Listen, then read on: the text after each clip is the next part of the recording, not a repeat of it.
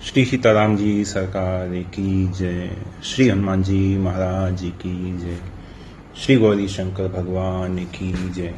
श्री अयोध्या धाम की जय। श्री सरयू महारानी जी की जय। सब संतन की जय, सब भक्तन की जय। जय जय श्री सीताराम। कल के प्रसंग में हमने राम जी का जो अवतार की पहले अवतार की कथा शंकर जी ने कही थी, जय और विजय की, उसको हम लोग ने पूर्ण किया था। आज राम जी के दूसरे अवतार की कथा जो शंकर जी ने कही है, उसको हम श्रवण करेंगे।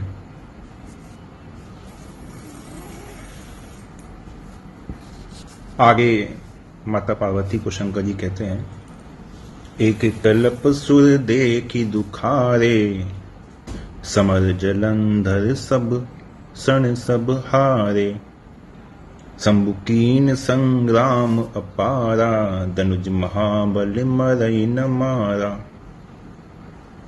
क्या कहा? एक कल्प सुर देखी दुखारे। पहला जो अवतार हुआ, तो पहला अवतार हुआ भक्तों के लिए। एक बार तिनके हित लागी, धरे वो शरीर भगत अनुरागी। पहले भक्तों के लिए हुआ, जो अपने भक्त थे जय विजय, उनके लिए हुआ पहला अवतार। अब कह रहे हैं कि देवताओं के लिए भगवान का अवतार हुआ है। क्यों? क्योंकि समर जलंधर सन सब हारे। देवता सब पराजित हो गए हैं जलंधर से, है ना। देवताओं के सभी लोग जलंधर ने छीन लिए हैं, इसी से देवता दुखी हैं। यही सब लोक लोकपति जीते, भय देव सुख संपत्ति जीते। सभी देवता हार गए और भगवान देवताओं का दुख देख नहीं सकते। जब जब नाथ सुरन दुख पायो, नाना तनु धरी तुम ही न सायो। जब जब देवताओं को दुख होता है, कष्ट होता है, तब तब भगवान का अवतार होता है, या भगवान की किसी न किसी लीला के द्वारा देवताओं के उस दुख का नाश होता है।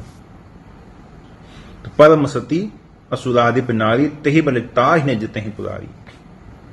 क्योंकि जलंधर की जो पत्नी थी वृंदा, परम पतिव्रता थी, इसलिए उनके तप के कारण भगवान शंकर भी जलंधर को मार नहीं सके, जलंधर का वध नहीं कर सके। ये तो थी कथा संक्षेप में, इसको हम लोग विस्तार से देखेंगे। एक बार इंद्र के मन में अहंकार आ गया। अहंकार तो इंद्र के लिए ऐसा है जैसे सुबह शाम मनुष्य को भूख लगती है, कभी भी आ जाता है। तो इंद्र के मन में अहंकार आ गया कि अगर शंकर जी देवों के देव महादेव हैं, तो मैं भी देवराज इंद्र हूं, मैं भी तीनों लोगों का राजा हूं, तो स्वयं महादेव को भी मेरा सम्मान ही करना चाहिए। जब मैं उनके पास जाऊंगी, वो मेरे सामने आए, तो उन्हें भी मेरे सम्मान के लिए उठकर खड़ा होना चाहिए। देवताओं ने कहा, भाई इनकी तो बुद्धि खराब ही रहती है। तो देवगुरु बृहस्पति ने बहुत समझाया कि नहीं, ऐसा नहीं बोलना चाहिए, वो महादेव है, हम सबके लिए आदरणीय है। लेकिन जब तक इंद्र को दंड नहीं मिलता तब तक ये मानते नहीं है। तो बृहस्पति जी ने जब बहुत समझाया, तो उन्होंने कहा, अच्छा ठीक है, कोई बात नहीं, चलो ऐसा करते हैं, कैलाश चलते हैं शंकर जी के दर्शनों के लिए। तो पहले तो इंद्र ने बहुत मना किया, लेकिन बाद में इंद्र ने सम्मति दे दी। इंद्र ने कहा कि ठीक है। तो जब इंद्र और बृहस्पति शंकर जी से मिलने के लिए कैलाश के मार्ग पर चले, तो शंकर जी तो इंद्र के मन की दशा जानते ही थे। तो मार्ग में ही शंकर जी एक नग्न योगी उस स्वरूप में कैलाश के मार्ग में जाकर लेट गए। बाल उलझे हुए थे, चेहरा चमक रहा था।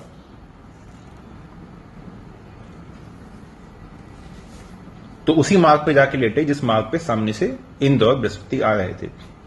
इंद्र ने देखा कि एक योगी नग्न अवस्था में भाई भभूत लगा के अखंड रूप से लेटा हुआ है।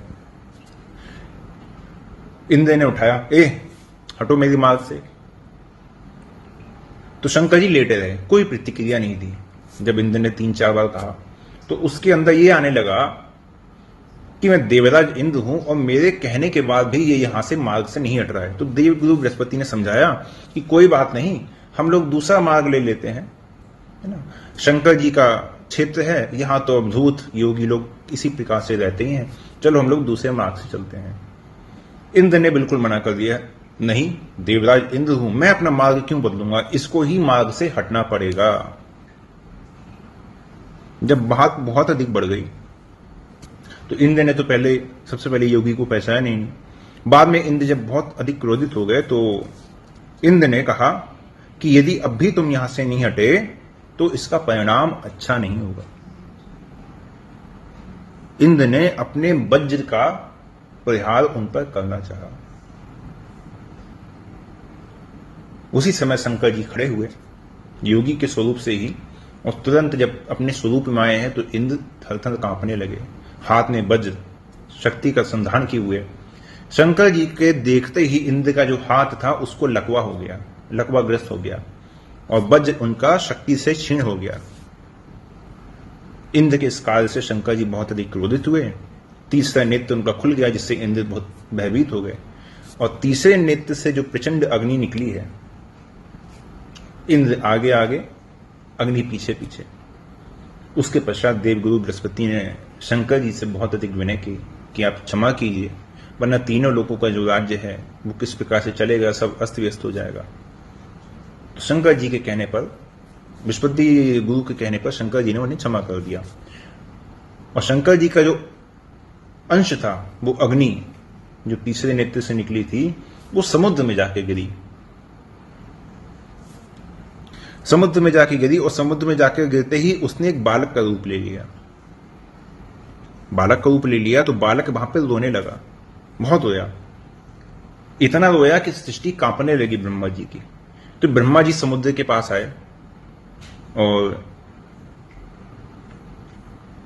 समुद्र ने ब्रह्मा जी से कहा कि उन्हें नहीं पता ये बालक कहां से आया है। तो ब्रह्मा जी ने कहा कि बालक शंकर जी के इस प्रकार से अंश से उत्पन्न हुआ है, और एक दिन ये बालक असुरों का सम्राट बनेगा, और इसका वध भी केवल शंकर जी ही कर सकते हैं।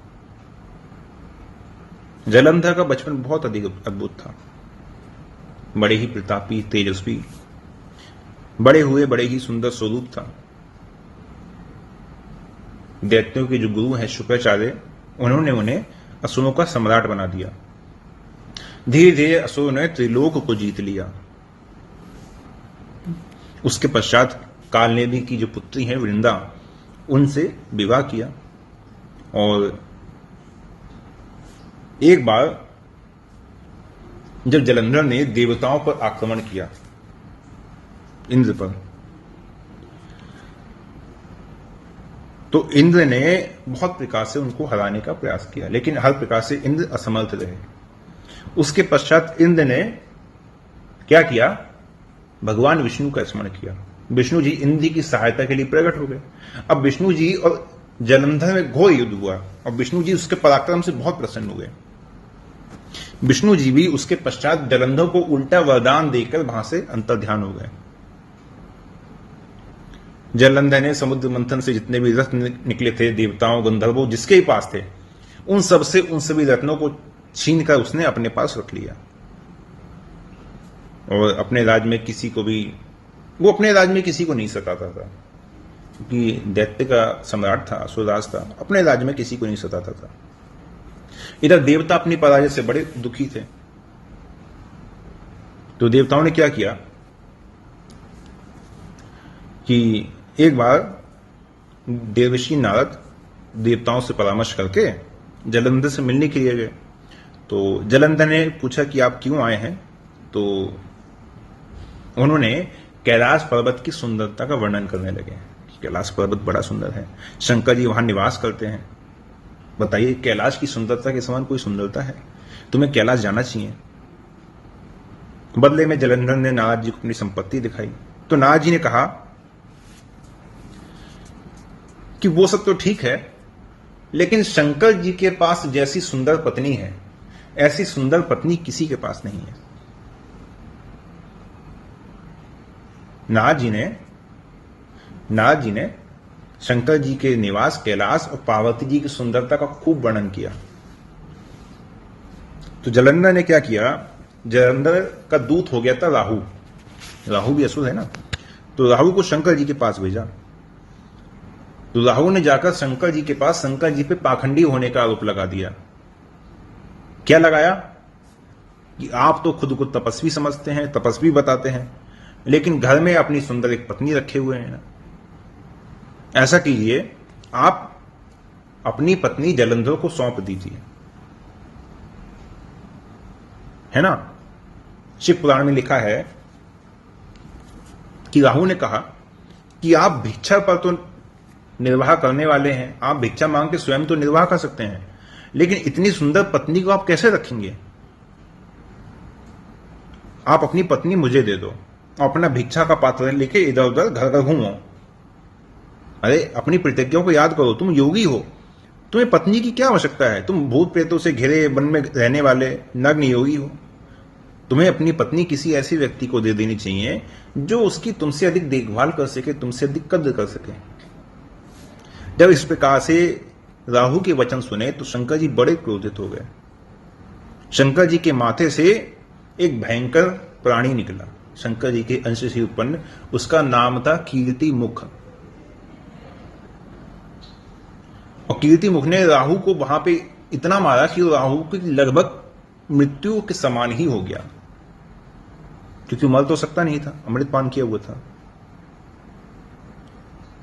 ये देखकर शंकर जी ने उसको कैलाश से वहां से पैर से ठोकर मार के उसको कैलाश के क्षेत्र से बाहर कर दिया। इधर क्या हुआ कि जलंधर ने जब ये सूचना पाई तो उसने कैलाश पर्वत पर चढ़ाई कर दी। तो सबसे पहले तो नंदी के साथ उनका युद्ध हुआ, फिर देवताओं की सेना भी पराजित हो गई। तब पार्वती जी ने शंकर जी से कहा कि मैं युद्ध में जाना चाहती हूं। शंकर जी ने माता पार्वती से कहा कि नहीं, जब तक मैं ना आऊं तब तक आप युद्ध में सम्मिलित ना हो। शंकर जी ने उनसे मना कर दिया कि आप वहां पे ना जाएं, क्योंकि हो सकता था, क्योंकि जलंधर माया में निपुण था, किसी को भी किसी भी प्रकार से भ्रमित कर देना, विभिन्न प्रकार के दृश्य अपनी इच्छा से उत्पन्न कर देना, स्वयं किसी भी स्वरूप को बना लेना, इसमें जलंधर निपुण था। तो शंकर जी ने कहा कि हो सकता है वो तुमसे मिलने किसी और वेश में आ जाए। तो पार्वती जी ने कहा कि फिर भी युद्ध में और सभी कमजोर पड़ रहे हैं जलंधर के आगे, और सभी जलंधर के आगे कमजोर पड़ रहे हैं, तो इसका कोई उपाय? तो शंकर जी ने कहा कि हां, उपाय है। तो शंकर जी ने उसी समय अपना जो प्रचंड स्वरूप है, वीरभद्र और मणिभद्र, उनको भेज दिया युद्ध के मैदान में, और कार्तिकेय जी को भेज दिया। जब कार्तिकेय जी उनसे युद्ध करने आए जलंधर से, तो कार्तिकेय जी परास्त हो गए। गणेश जी को भेजा गया तो गणेश जी भी बुरी तरह से हार गए, और युद्ध के मैदान में ही गणेश जी बेहोश हो गए। इधर जलंधर ने युद्ध के मैदान में एक भ्रम उत्पन्न किया। जलंधर ने शंकर जी का भ्रमित जो स्वरूप है, शंकर जी का जो स्वरूप है, उसको उसने धारण कर लिया और पार्वती जी को छलने के लिए उनके पास चला गया। पार्वती जी ने पहचान लिया और वहां से पार्वती जी वापस चली आई। वहां पे पार्वती जी ने भगवान विष्णु का ध्यान किया, और जब वो प्रकट हुए तो पार्वती जी ने कहा कि जिस प्रकार से मेरे पति का स्वरूप धारण करके जलंधर मुझे छलने आया था, उसी प्रकार से आप उसकी पत्नी के पति अर्थात जलंधर का स्वरूप धारण करके वृंदा को धोखा दीजिए, क्योंकि जलंधर ने उन्हें छलने का प्रयास किया है। शिव पुराण में इस प्रकार से आया है, माता पार्वती कहती हैं कि जलंधर ने ही स्वयं ये मार्ग उन्हें दिखाया है, उसी प्रकार उसी मार्ग को आप कीजिए। मेरी आज्ञा से आप उनकी पत्नी का सतीत्व भंग कीजिए।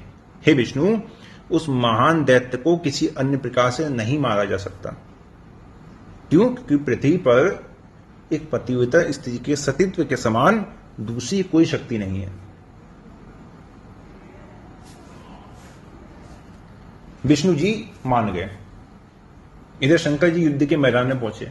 शंकर जी और जलंधर में भयंकर युद्ध हुआ, लेकिन शंभुकी ने संग्राम अपारा, लेकिन धनुज महाबल मर ही न मारा। शंकर जी क्यों नहीं वध कर रहे थे? शंकर जी चाहते तो वध कर सकते थे, लेकिन शंकर जी हो गए, त्रिदेव हो गए, ये सब वेद की मर्यादा की रक्षा करने वाले हैं और वेद की मर्यादा के अनुसार ही सृष्टि का पालन करने वाले हैं। जब सत्य धर्म का वो अनुसरण कर रही है और पति की रक्षा के लिए अपने इष्ट देव के प्रति शरणागत है, प्रार्थना कर रही है, तो जब तक देवी वृंदा की पूजा में कोई विघ्न नहीं होगा अथवा उनका सतीत्व खंडित नहीं होगा, तब तक कोई भी देवता उसका वध नहीं करेंगे, क्योंकि इससे धर्म की जो मर्यादा है वो धर्म की मर्यादा नष्ट होगी। और कोई बात नहीं थी, बात यही थी कि धर्म की मर्यादा की रक्षा करने वाले हैं ये सब, धर्म की मर्यादा की रक्षा करने वाले हैं।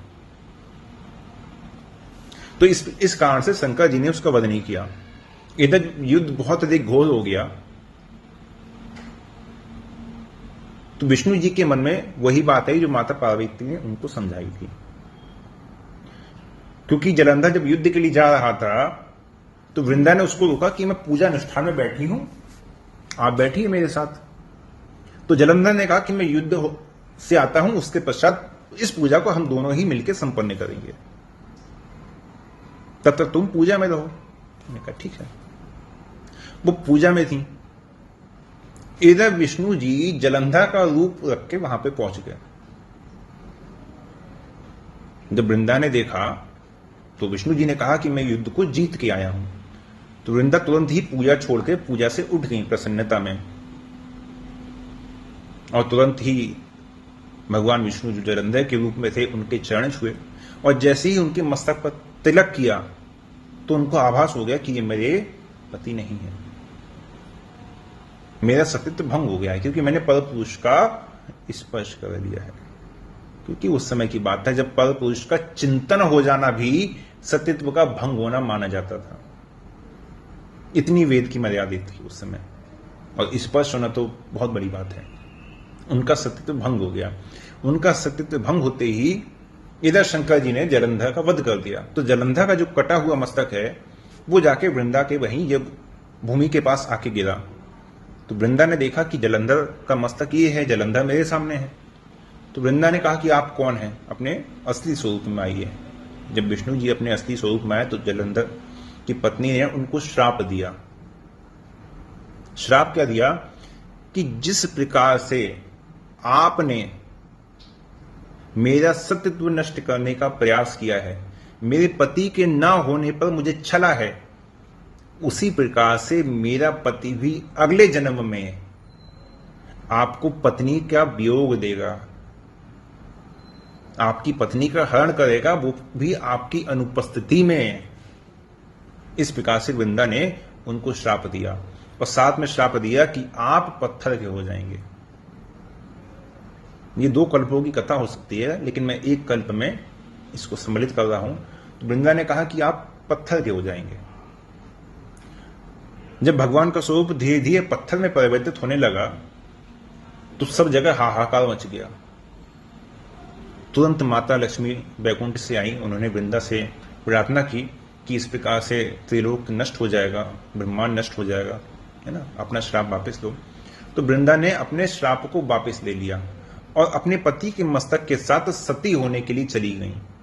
जब वो सती हो गई तो उनकी जो राख थी, उस राख से एक पौधा उत्पन्न हुआ। तो वृंदा ने श्राप वापस लिया था, तो उनके सत्य का ध्यान करते हुए विष्णु जी ने कहा कि ये पौधा तुलसी के नाम से संपूर्ण जगत में विख्यात होगा। वृंदा के श्राप की रक्षा के लिए, यद्यपि उसने प्रार्थना करने पर मुझे क्षमा कर दिया है, लेकिन उसके श्राप के वचन की रक्षा के लिए मैं एक स्वरूप से शालिग्राम रूप में रहूंगा, और जब भी जहां पे भी मेरा पूजन होगा, मेरा भोग लगेगा, तो कभी भी तुलसी के बिना मुझे भोग नहीं लगेगा। यहां पे 2 कल्पों की कथा हो सकती है। एक तो जो श्राप दिया उन्होंने जलंधर के रावण बनने के लिए, और विष्णु जी के अगले जन्म के लिए, ठीक है, एक तो वो हो गया। दूसरा ये भी हो सकता है एक कल्प की कथा जब शालिग्राम बनने की बात कही, क्योंकि यहां पे कई कल्पों की कथा हो सकती है।